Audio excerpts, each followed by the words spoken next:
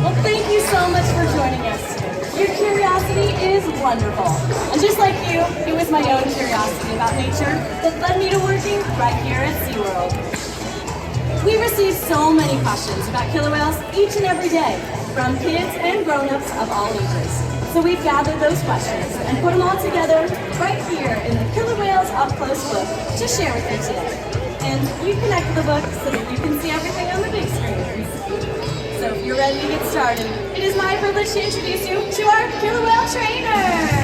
Thanks very much, Karina. How's everybody doing today? You guys ready to meet some killer whales? Great. We've got a very great surprise for you. We have our matriarch of our pod. She is in her late 30s. Her name is Kasaka. She is being joined by her two sons, Nakai and Makani. Saying hello to all of you. Let's give it up for Kasaka, Nakai, and Makani.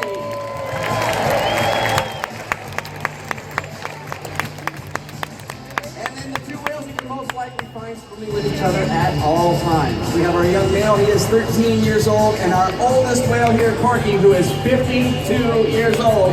Jumping right over here for you the first time, here is Corky and Ike.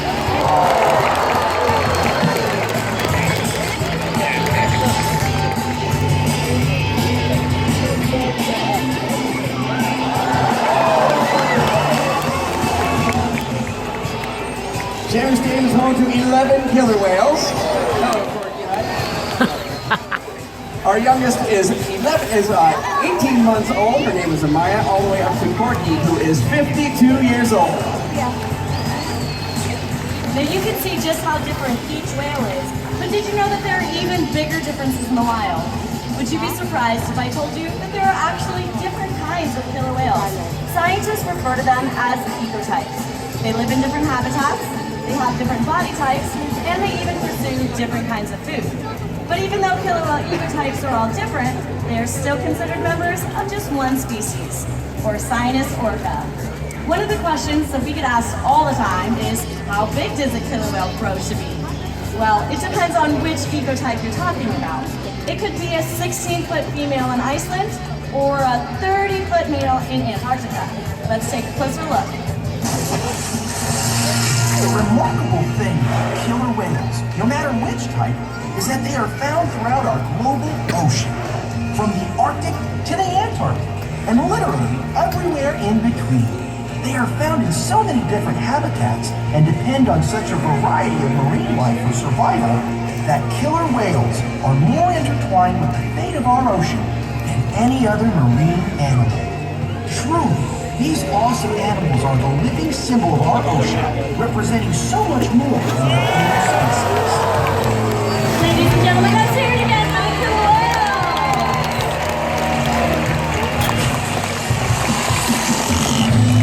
Alright, it's time to check out some of these great questions.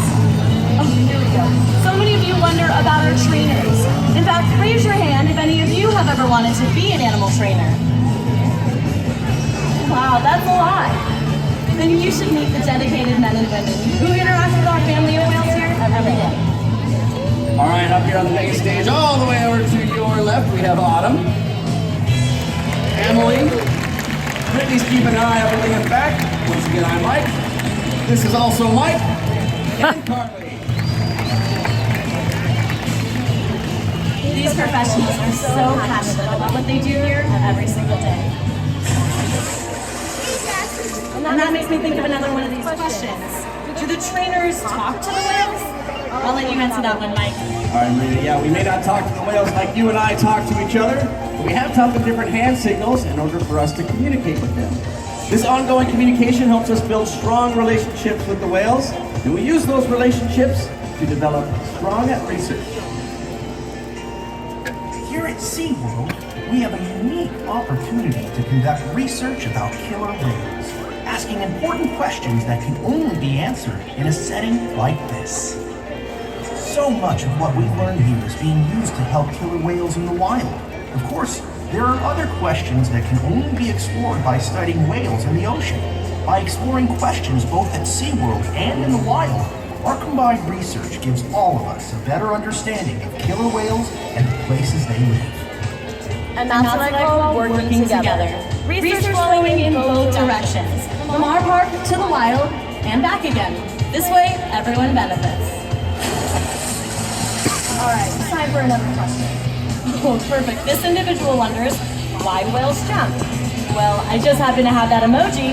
Look!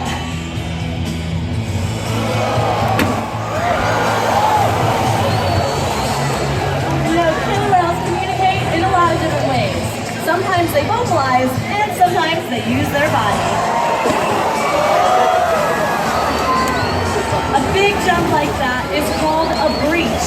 They're making a sound on top of the water. When a whale uses their body to slap the surface, they're creating a commotion, both above and below the surface.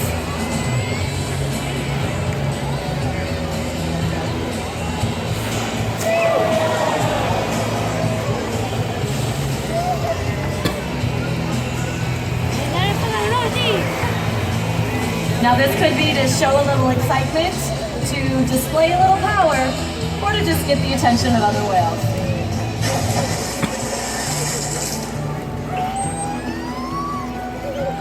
Now you've all heard of SeaWorld's youngest killer whale, Amaya.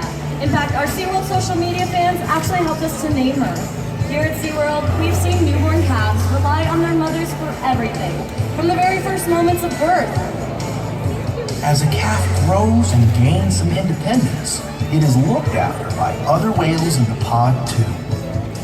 They help the mother protect the calf, teach it survival skills, and show the calf how to romp and play. Killer whales live in family-like groups known as pods. Like human families, their pods can range in size, from just a handful of whales up to a few dozen.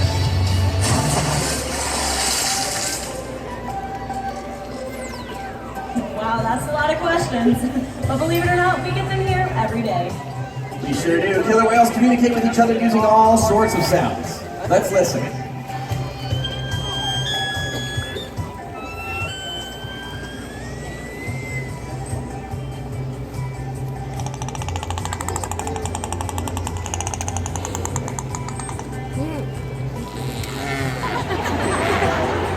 Each whale, each pod has their own dialect, their own unique set of calls. But don't forget, they also use body language.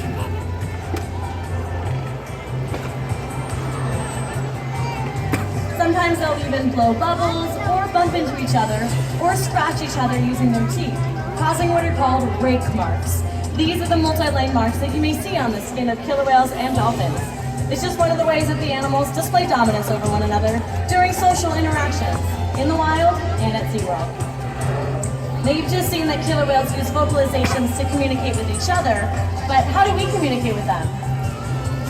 Through hand signals, that's right. Here at SeaWorld, we communicate with our whales, and we want to make sure that the next generation can do the same. All right, now this is my favorite part of the show. This is where we get two very lucky folks to come on down and help us with the whales. Over to my right, we have Josh. Hey, Josh, give everybody a big wave. There you go. And Vivian over here to the left-hand side. Vivian's going to be interacting with Corky and Ikaika, and Josh is going to be interacting with Makani. So it looks like we've got a big peck wave right over here. You guys can see those pectoral flippers on Makani. Very nice. Oh, and it looks like Ikaika and Corky are about to do the same over here with Vivian. You guys can see the difference in size of those pectoral flippers.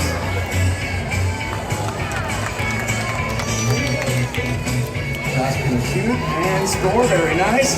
All right, now Vivian, what you got over here? All right, she's gonna turn her entire body in a circle. Let's see if Corky and Ikaika want to dance with her. Looks like they've got it. Very nice. Dancing with a couple killer whales. Oh, and Josh is getting the shower over there. Good job. Makani is very playful. All right, we've got one final behavior here for you guys. Josh is gonna swoop that hand down. And, uh-oh, look out. Here comes the, oh, it's just a wait. Okay, good. Very nice. It looks like we have the same thing right over here with Corky and Ikaika with those big tail flukes.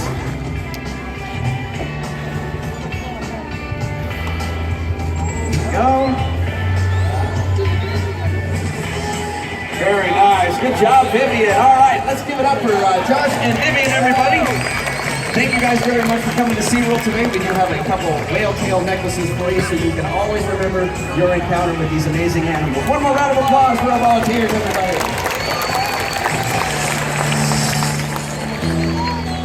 Oh, here's another great question.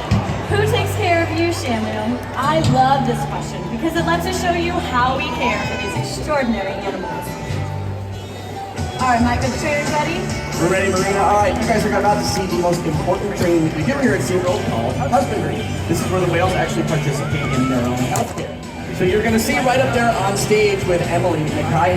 Emily has asked Nakai to roll over and present his tail flukes.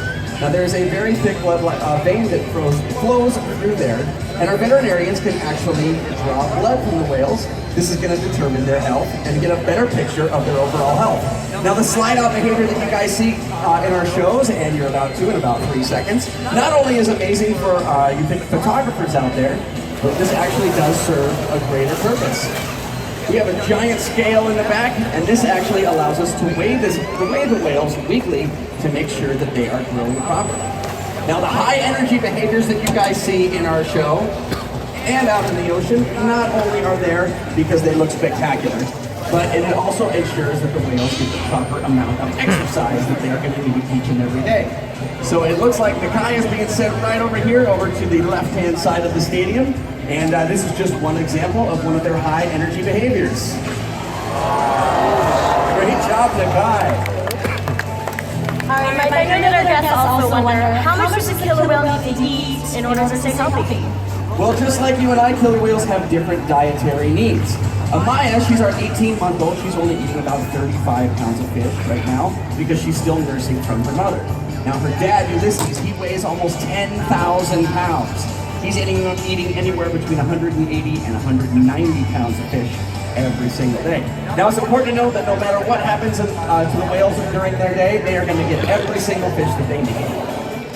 And because we've been able to determine how much a killer whale eats at different stages throughout their life, researchers in the field are able to use this information to determine if the ocean habitats they live in are healthy enough for killer whale populations to thrive. And this kind of information is invaluable. You know, food, exercise, and physical exams from our veterinarians are not the only thing that our killer whales need. Their well-being is so important to us that we want to make sure that their brains are stimulated as well. So if you take a look up at the big screen, we've got a couple examples of the whales playing with environmental enrichment devices. Now that is just a trainer code for toys. We have a giant toy box in the back. We can put lots of different toys in the water that sink and float. The whales can drag around the pool. Emily's up there brushing Nakai down with a soft brush. They have very soft skin, just like you and I, so that feels real good. It's a nice little back scratch. Mike is doing the same up there with Kasaka. Now we can give them lots of different secondary reinforcements as well. You may have seen some of the trainers giving the whales ice cubes. We can give them non-flavored, non-sugared gelatin. Sometimes we can get kelp right from the ocean, right here from Mission Bay, and they will drag that along the pool as well. However, through all of these fun and enriching toys, we find that definitely the most enrichment and stimulation comes from other whales and our team of experienced trainers. All right, how about a question for all the kids out there? They want to know, who would win if a killer whale squared off with a great white shark? How many of you think the great white shark would win? Okay, how many of you think the killer whale would win?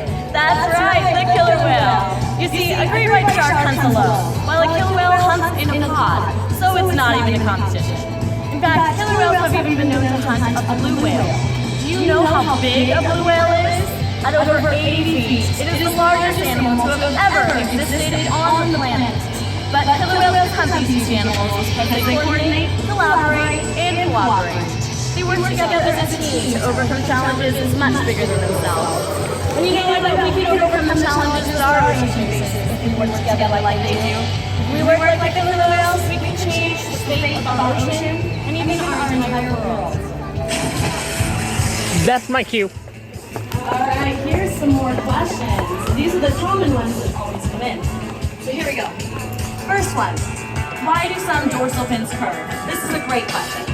Dorsal fins do not have any skeletal support, such as bones or cartilage, to support their height and weight. They're made up completely of connective tissue. If an animal spends more time at the surface, it's likely that the connective tissue in their dorsal fins will weaken, causing their fin to bend. We occasionally see curved dorsal fins in the wild, as in the pictures, and here at SeaWorld. Next question, how fast can they swim? Well, depending on their body weight, killer whales can swim up to 30 miles per hour. Let's check it out.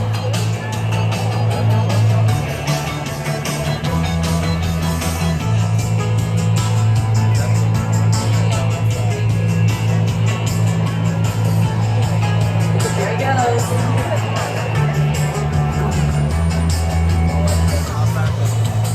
All right, next question. How much water can their tail splash? Oh, well, their tail, or flukes as they're called, can fling a whole lot of water about halfway up these stands. Last one. If all the whales splashed all at once, could they get the whole audience wet? Oh, maybe not the whole audience.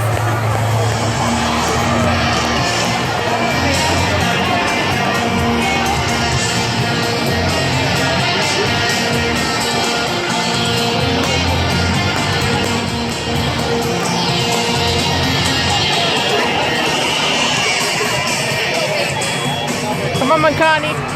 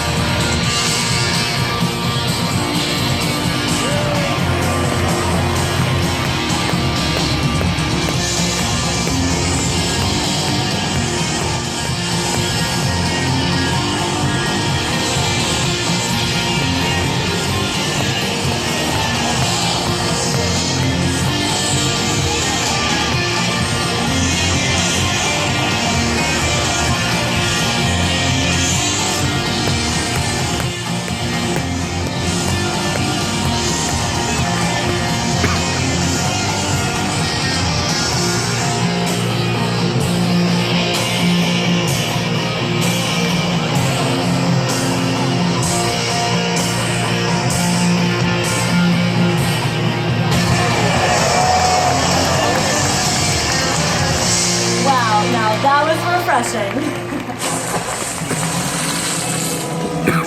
Killer whales are so inspiring. In fact, the more we learn about them, the more we see that they truly represent more than just themselves. To better understand the killer whale is to better understand the ocean. So never stop wondering about the natural world around you. And be sure to visit SeaWorldSanDiego.com for your free download of the Killer Whales Up Close book and share it with your family and friends. From all of us to all of you, thank you for coming, thank you for wondering, thank you for caring. We hope you enjoyed this presentation of killer whales up close. We hope to see you at our One Ocean show at 5 o'clock. Have a great rest of your day here at SeaWorld San Diego, everybody. Bye-bye.